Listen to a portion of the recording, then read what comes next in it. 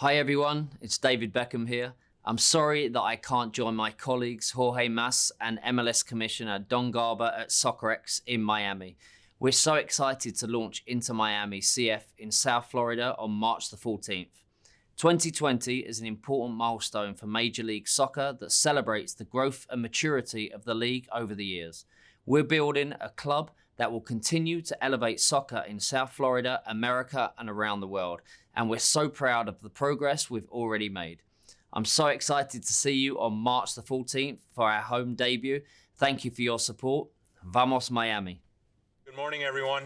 I want to thank you for being here, for supporting this great sport, and I want to especially thank Joe DeGrossa for once again, choosing our beautiful city to bring Soccerex here. It was a tremendous experience last year for me to participate and meet so many people from around the globe in what is truly, a global city. And I prepared a presentation today which will take you through a little bit of the journey of how Inter Miami came to be. But most importantly, our view of why Miami is not only the perfect fit for an MLS team, but more so how we aspire for our team, for Inter Miami, become the focal point of when people around the world think of soccer in the United States, they think of Miami. One of the things that we want to establish is the institutionalization of our values, reflected through our community, our people, and what makes Miami distinct and unique. Many people here earlier, and you've heard a lot about Miami's a multicultural city. It's a cultural mosaic, it's a melting pot. And I have always said that one of the unique things about our city is passion. It's passion about not only love of sports, which unites and is an incredibly important fabric of our community, but passion for everything that Miami represents. As Mayor Jimenez said earlier, so many people from so many different countries, so many backgrounds, so many different languages, but all looking for here in South Florida and Miami what makes America great. And what makes America great, I think, and in my humble opinion, and what's been my family experience who came from Cuba, fleeing tyranny over 50 years ago, was that the United States allows the human being to be free. And when you're free to dream and you're free to enjoy, it brings the best out of humanity. And I think it allows people to unite around sport, and especially the global sport that is Miami. And we want Inter Miami to be a celebration of everything that makes this city unique. How did we get here? And if my partner David Beckham were here, it's been a long journey for him. When he came to the league in 2007, I think it was a pivotal moment for soccer in the United States of America. But many people have not looked at it from the viewpoint of David Beckham. And in my conversations with him, it's been very interesting to see how he came to make the decision of leaving Real Madrid and coming to the United States. And I think many things have been attributed to David Beckham. His greatness as a soccer player, his ability to be a relevant brand, post-playing career, his thoughts, what he represents, because I've come to know him as a friend, as a partner, and as a man. But he looked at the United States as having the opportunity and the ability to elevate this game, which was in its infancy, in what is the largest market in the world. And how did he come to choose Miami? Because when he came here to play, he obviously had an option to buy a franchise, and he got together, but how he came to choose Miami, for me as a Miamian, and really only being able to observe his first few years of trying to bring an MLS team here was fascinating to see how he recognized the potential of Miami, recognized the passion that exists here, recognized that we are truly a global city, And coming from a man like David Beckham, who's been around the world recognizing what Miami can offer, is a true tribute to his vision. When I received a phone call from Commissioner Garber approximately 2 years ago about if I and my family and my brother would have any interest in looking and joining David Beckham's team and being part of making MLS soccer reality in Miami, it's been a fascinating journey for us. One, I was met at first, and I do not have a background in soccer and football. I'm very, very blessed to have grown up in this city. I'm a born Miamian. I'm a native Miamian, which is somewhat rare. And I run an infrastructure business headquartered here. We're a Fortune 500 company called Mas, founded by my late father in 1969 with nothing but a dream and having to feed 3 boys. Today, it's at the Fortune 500. We employ over 20,000 people in the infrastructure business, and we have been truly the personification of the American dream. During the course of my conversations with Commissioner Garber was also at a time where it's been widely reported and true, I was potentially looking at purchasing the Major League Baseball franchise here in Miami, the Miami Marlins, and trying to do something again because I truly feel that sports unites our community. And I felt at that time that that particular franchise was not uniting our community. And what I saw in helping and making a reality and bringing an MLS franchise here was that a tremendous opportunity to congregate the passion and the love for a sport. And frankly, in this course of the last 2 years, I've been truly taken aback by the amount of passion and love and the extremely high expectations that have been set for Inter Miami and what we're going to do. So when my brother and I told, Commissioner Garber that we're all in, when I had a meeting with, David Beckham and Marcelo Claure at the time in New York City to put our minds together of how we as an ownership group were going to move forward, it was frankly an immediate connection in terms of what we wanted and what we wanted to aspire to. When you look at the power of soccer here locally, right? This market has been traditionally, when you look at viewership, World Cup games, when you look at the friendlies that have taken place here, when you look at, youth soccer, and I'll get into our academy system in a second, Miami is a natural market and one of the really untapped markets in the United States. We have a great fan base. It's been a phenomenal market. And let me talk a little bit about youth soccer, because I think it's extremely important. And as you've heard here earlier, and as you will hear, the future of soccer in the United States is based on a new generation in which soccer or football is their first sport. When I grew up, my first sport happened to be baseball, frankly with some basketball and football involved, but soccer, at least here in South Florida and Miami, 30, 35 years ago, was really non-existent. It was only a sport played by those arrivals from, frankly, Central and South America that I, as a youth, started to see, soccer taking off. Today, it is a much different environment. It is the highest participatory sport in South Florida, and that is by a significant amount of numbers. And when you look at the other sports, and in terms of youth and what we're doing, I think that the potential here in our community is, frankly, still today untapped. And most importantly, as an ownership group, we made a commitment to invest in our community. And I'm going to talk about our physical infrastructure, but I think it goes beyond that. One of the things that we agreed to as an ownership group is that we were going to create a world-class team. And a world-class team meant with world-class people. And an organization, both on the soccer side and the business side, that wasn't only going to model itself after other successful MLS teams, but rather we were going to model ourselves and use as a peer group the most successful soccer teams in the world. Be them Real Madrid, Barcelona, Man U, Man City, so many others, Juve, Chelsea, etc., Bayern Munich.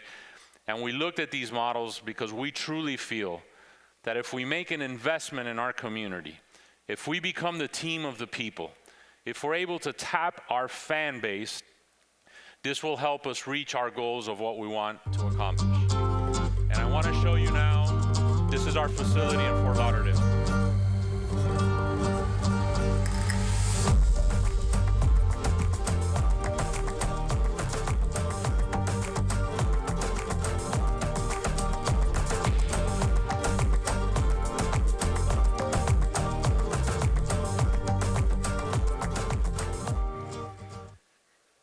reason I show you this before explaining it is because I think visuals are much more important than an explanation. Because 7 or 8 months ago, when we were on a foray and we were already committed to kicking off in March of 2020, the question came as to where are we going to play. And we had options with existing infrastructure and facilities in South Florida. And it could have been Marlins Park, it could have been Hard Rock Stadium.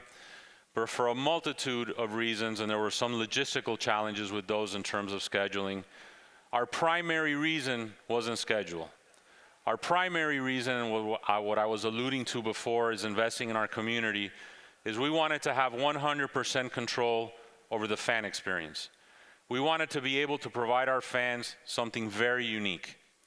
Something that, in my experience, and what I have been, and I was, my first experiences in soccer were going to Real Madrid games at the Bernabeu in Madrid, and I've had the opportunity to attend soccer matches all over the world. And frankly, some of what I would consider bucket list items in the US, very early on in our due diligence, I went to go see a game at LAFC at Banc of California Stadium, which is a fantastic fan experience. And I felt that by us going into a facility that was not going to be tailored towards soccer matches or football, and was tailored to other sports, we were not going to be able to give our fans what they expect from Inter Miami day one, which is a first-class, world-class experience.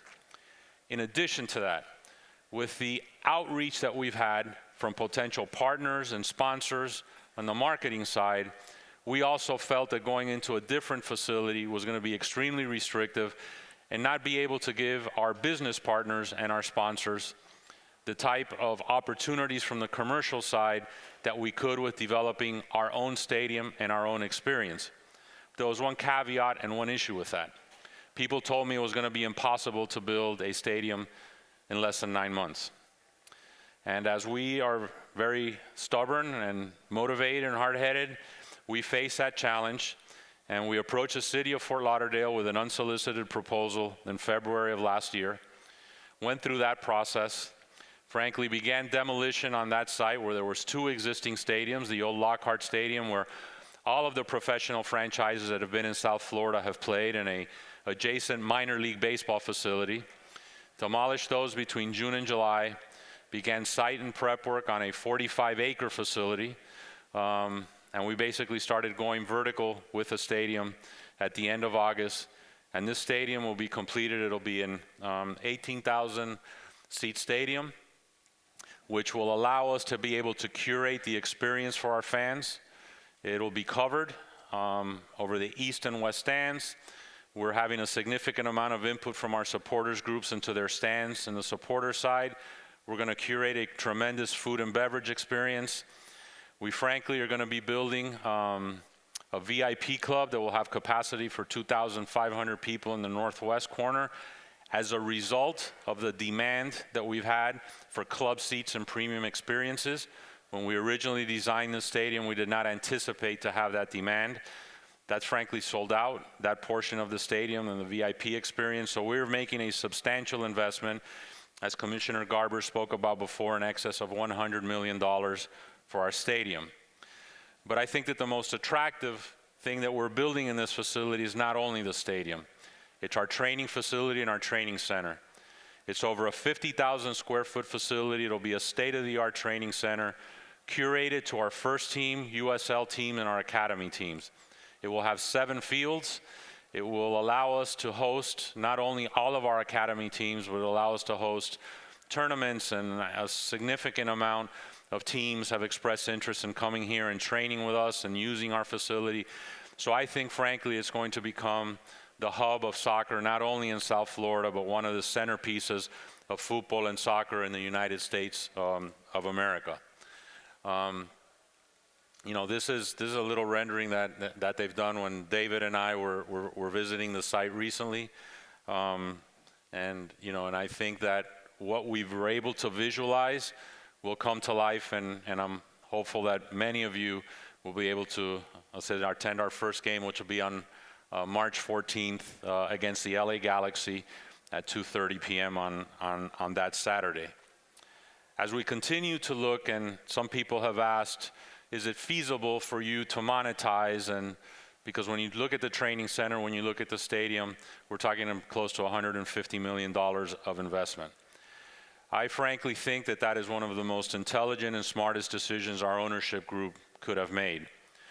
When Mayor Jimenez spoke about the 2.8 million people in Dade County, there's an additional close to 2.5 million people between Broward and Palm Beach County, which will expand the potential fan base of Inter Miami to close to a population of 6 million people. When you look at our academy teams, which are all from South Florida-based youth, they come from Dade, Broward, and Palm Beach County. So when you look at Inter Miami, not only is it going to be Miami's team, but it is South Florida's team. And as we look at what we are looking at building at Miami Freedom Park, because when we first got involved, my brother and I and the previous group and David's group had purchased a piece of land in downtown Miami known as the Overtown site.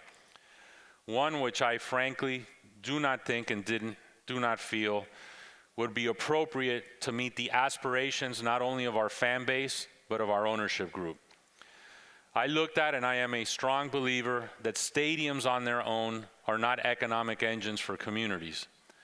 I strongly feel that stadiums as part of larger developments that can encompass food and beverage, business, hotel and entertainment, food and beverage, are what can make a true difference in making a stadium truly live 12 months a year, 365 days of the year.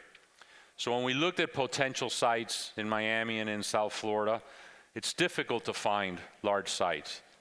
This is a city-owned facility where there is an 18-hole golf course now. The whole facility is about 130 acres adjacent to Miami International Airport, where we have close to 50 million people coming out of our city every year. This site will be the last thing people see when they leave and the first thing when they arrive.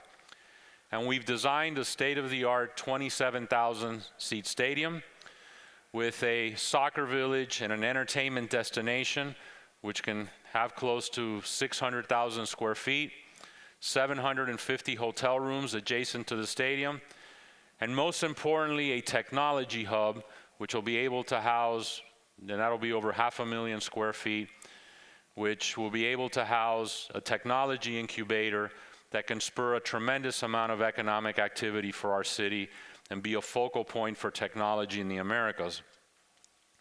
As it hasn't been lost on too many people, two of my partners and co-owners of the team, one, Masayoshi-san, who's the chairman of SoftBank, who is the largest technology investor in the world, and Marcelo Claure, my friend, who's a Miami resident and started Brightstar here.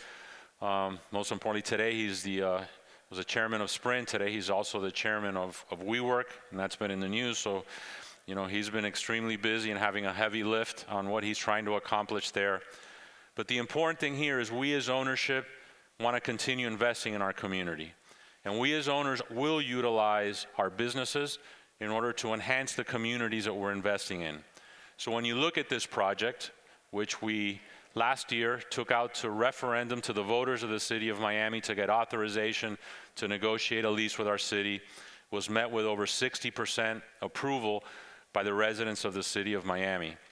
And we have in the course of the last year had over 200 community meetings, touch points with over 10,000 residents.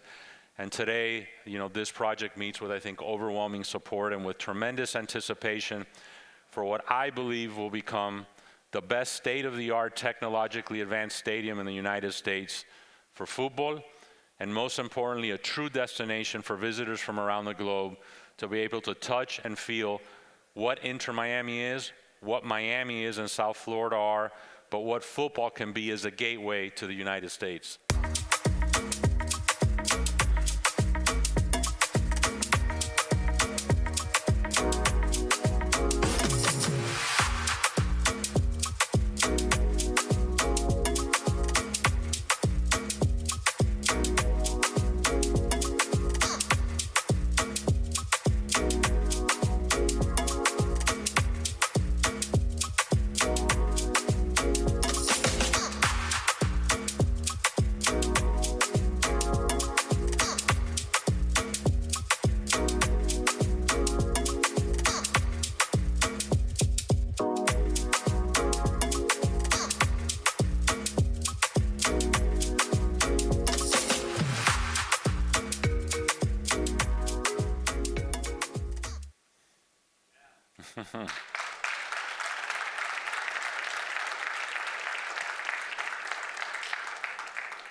I think, this is a transformational project for our city. Obviously, we're going through a political process, which takes more time, usually than I would like and anticipate. But I'm extremely confident that in the next few months, we will have a final green light to be able to move forward on this project and start construction, which we're prepared to start within 5 or 6 days of being given the green light. The stadium designs, the stadium for the village have all been ongoing.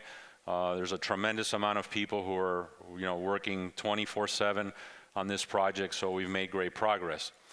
But the measure of every team isn't only in their infrastructure and their values, but ultimately the product on the field. And what my city and our fans expect is a winning team. We are going to come out of the gate with an extremely strong roster of great young talent mixed with veteran leadership and veteran talent so that we can compete day one, not only to aspire to be a playoff team, but to aspire to be an MLS Cup champion. And, Paul McDonough, who is leading all of our efforts there and is our technical director and has everything on the soccer side, was one of the architects of Atlanta United and Orlando City before that. But most importantly, what is our philosophy in constructing a team, constructing a roster, and moving forward? I have said, and I will continue repeating, that the MLS cannot be a league where great players come to retire. And for so many years, that stigma has stuck with the MLS. I think you're starting to see, with a lot of the new teams in LAFC and Atlanta United, the continued success from Seattle and Portland and New York and so many other teams, that the talent level in the MLS has been on the rise and will continue to get better. We aspire for our team to be able to compete with the best team in the Americas and to be able to play on the field with any team from around the world.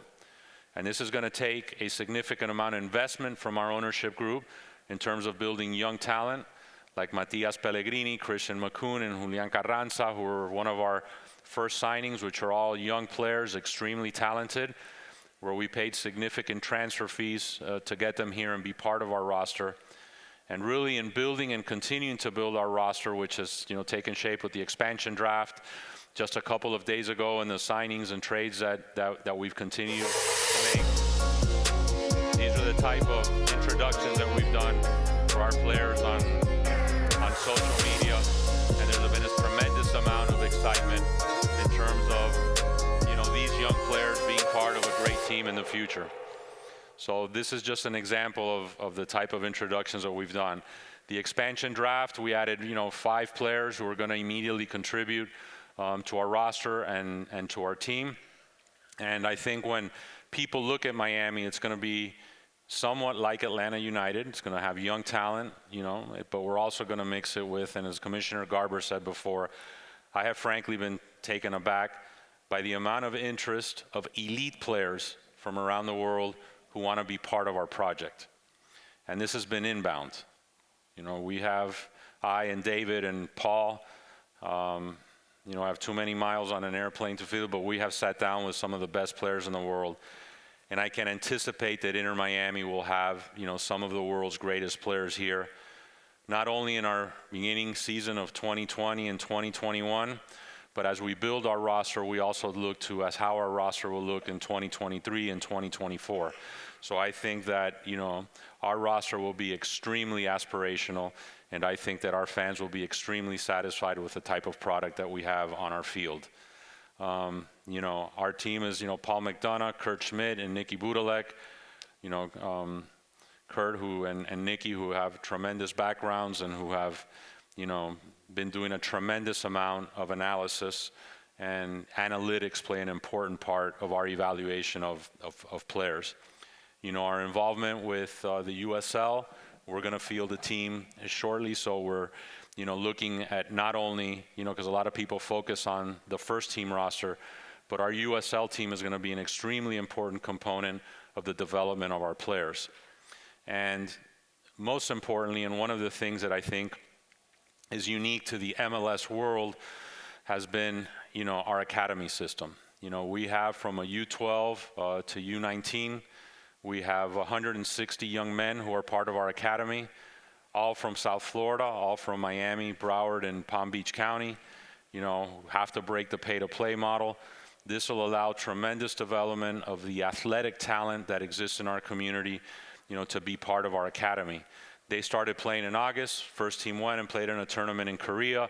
They've been playing teams nationally. They've been extremely successful, and I anticipate that over the course of the next, 4 to 5 years, you will see talent from our academy being part of our first team roster. And let me share with you, this was their first game, and I think that one of the important things that happened here was that our supporters group were given an opportunity to go cheer these boys on. So it was a very festive atmosphere, and I felt bad for the opposing kids, who I don't think I've ever seen a supporters group come out and cheer their academy teams like this. But what a tremendous thrill for these young boys to be able to experience that.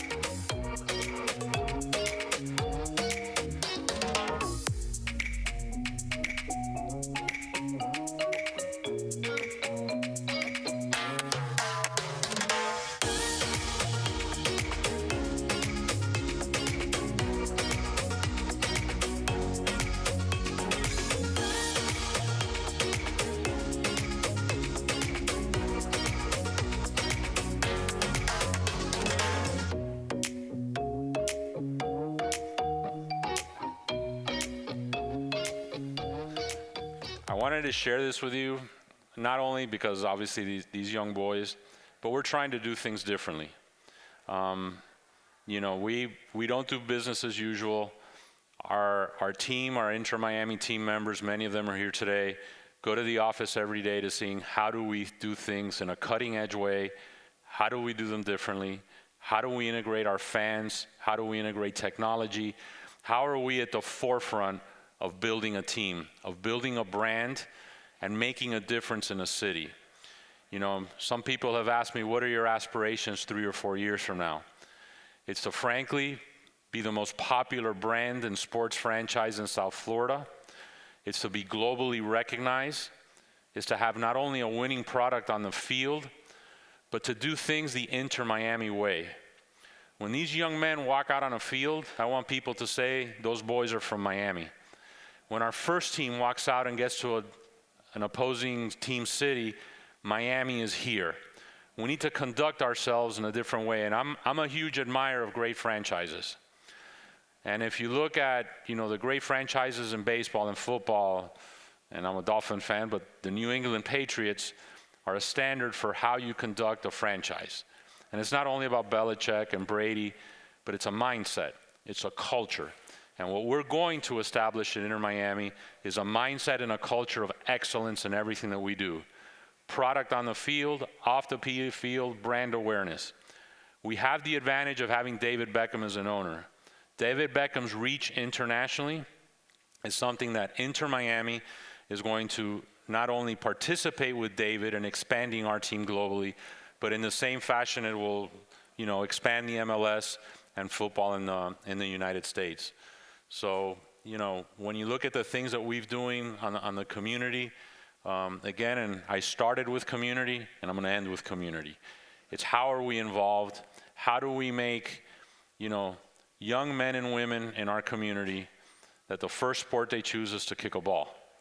And it's not necessarily a baseball bat and not a football or a basketball, but how do we integrate Inter-Miami into the parks in Miami, and how do we do that? And it's about, again, investment in our community. And we have already partaken events with Dwayne Wade, who's a good friend, great fan of soccer. He's living in LA now, but he'll be here for our matches, and I think it's important that Inter-Miami become part of the fabric of our community.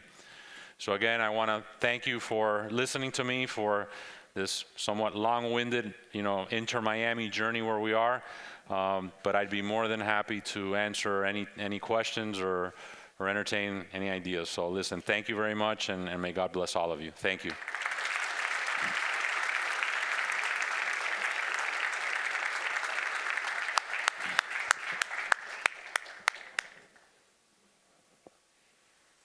questions? Yes, sir. Thank you very much. Thank you. Thank you very much. Anyone? Yes, sir. I can't see, so fire away. How about those rumors? Good morning, Yes, Jorge. good Thank you morning. so How are much you? for your presentation. I am a resident here in Miami and will be backing the team with all my heart and soul. My question is the following. How about those rumors around Mauricio Pochettino? True? Untrue? Well, there's a picture on. So I was with Mauricio Pochettino not too long ago, about a month ago with David. I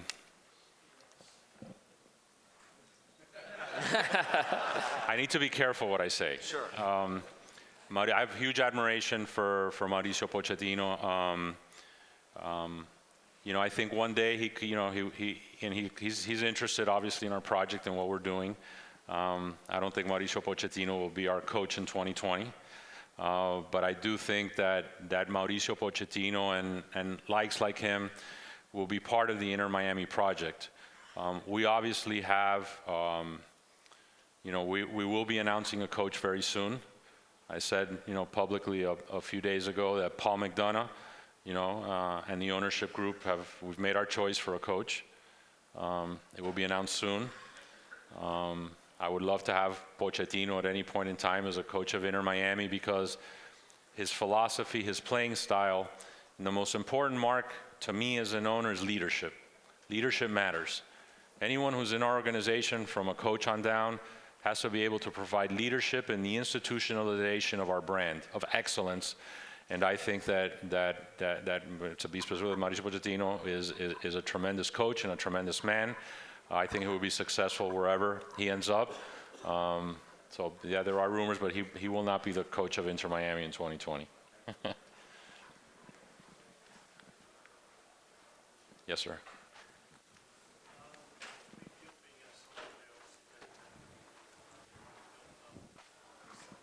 Business acumen. Can you hear me? Yes. Beyond being a soccer player, David Beckham has developed a reputation for a business savvy over the years. How has his business acumen and his public relations skills helped you to navigate the political and practical problems you faced in the last few months together? Right. I'm going to answer that in two ways. David is extremely engaged, especially on the soccer operations side of what we're doing with the team. David and I and Paul as well speak almost daily. So he's completely in tune with everything that we're doing on the playing side, and the coach and the players and playing style, what we're doing, as well as our marketing and our brand and what we're doing. When it comes to the political situation here in South Florida, that's my responsibility. Frankly, David is an important component, and I think he would be a huge addition to our community and add a tremendous value as an ambassador, not only for our team, for our community, but when it comes to the local politics, and David was with me when we made the presentation last summer, and he presented to the commission. But as I like to say, this is a Miami thing, and it's my responsibility. Yes, sir. Hi. First of all, congrats. I think that you guys are doing the right thing, and Thank you. And you're doing it at the right moment and the right timing. My question is two questions and very quick. One is, what is the business idea on having the two stadiums, right? So it's a huge investment in Fort Lauderdale. Yes. For just a couple of seasons, and I assume the academy and the USL team, right? So what's the business idea then?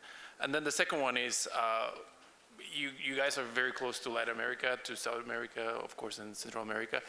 Do you also foresee projecting your brand into those countries more like other European teams have done in that region of the world? Yes, and I'll answer the latter first. We will definitely have, our brand will be present in all of the Americas, both Central and South America. This is an ongoing process. We're going to be signing players. Obviously, we already have signed players from Argentina and Venezuela, and there's others from other countries that will be coming.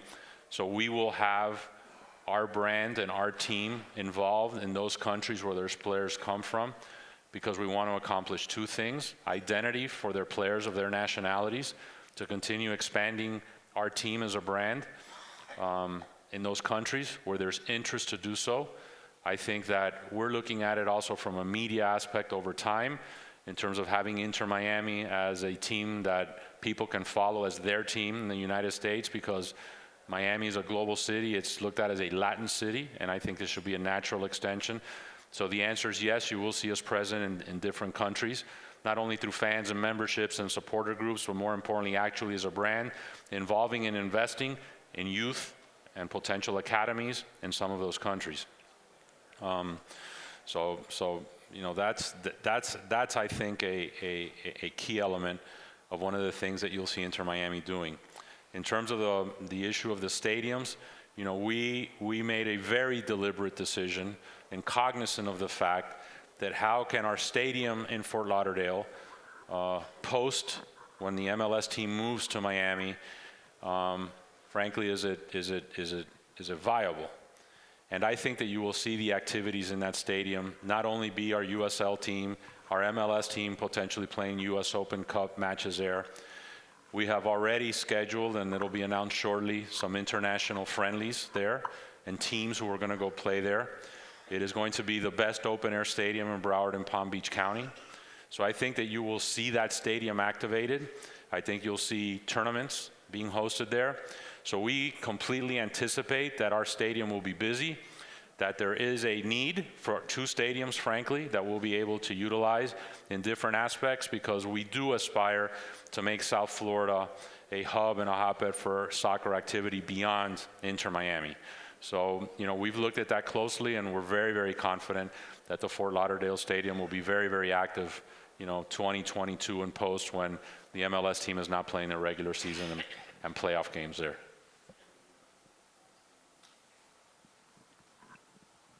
Yes, sir.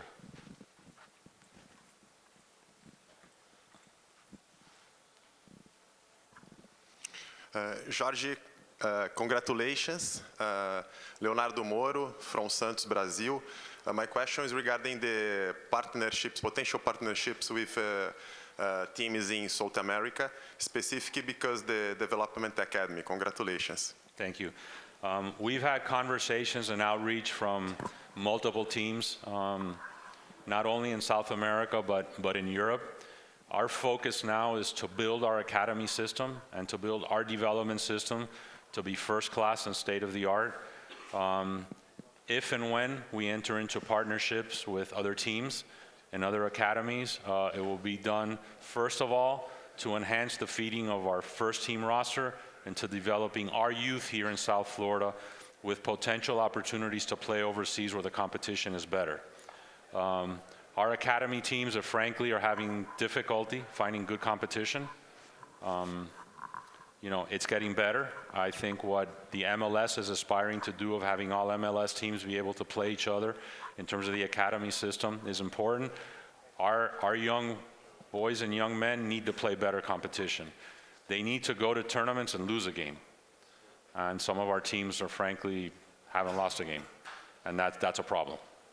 You know, they need to be able to compete, aspire. We've actually had to move very young kids up in age to play, just to be able to compete. And they've been very successful, but competition is important. And, you know, and I hopefully aspire and do not find the need that we're going to have to send our players overseas to improve. Hopefully we can do it here domestically. That's the aspiration. Thank you very much. One last question, please. One last question, because we need to wrap things up. Thank you very much. Go ahead. What are the steps and challenges of building a fan base from zero? I look at more as an opportunity than a challenge. It's a blank canvas. When you look at the base of soccer fans in Miami and South Florida, there's a natural base because there's a love of sport. But most of these fans already have a favorite team, either from their country or their cities they're born, or they follow an English Premier League team, or La Liga, or Liga MX, etc. So we, in designing how do we incorporate the fan into being fans of Inter Miami and Inter Miami first, I think it presents us with a great opportunity. I think the way that we've rolled out our fan-centric brand, fan-centric participation, I think when you look at it, it's trying to embody what's great about South Florida. You know, everything we've done, from the design of our logo, of our brand, everything that we've done has been with fan participation and with that view in mind. I think that the success so far of being able to see the amount of season ticket deposits we have, not only for Fort Lauderdale, but we're aspiring obviously to have, you know, the year sold out, which we will sell out. It's how do we handle the opportunity for people to go to single game experiences, because that's an important factor. I don't want the games to be completely sold out and all of our community be shut out from the opportunity to participate in the Inter-Miami experience. So I think the reception we've had is unbelievable. I think the expectations are sky high. We will meet and exceed those expectations. So yes, it's challenging, but more so, I think that we've been given an opportunity to create. It's better to create something from zero. We don't have history, negative or positive, so we're able to create and design what our team means to people. And the most important thing is, as I've said, all of these things are good, but we will win on the field. We need to have a great product. We need to have a roster that people identify with. It needs to reflect the diversity of our community. And I think that Inter-Miami needs to be a reflection of South Florida and the Americas. So that's our aspiration. So again, thank you very much. Thank you, guys.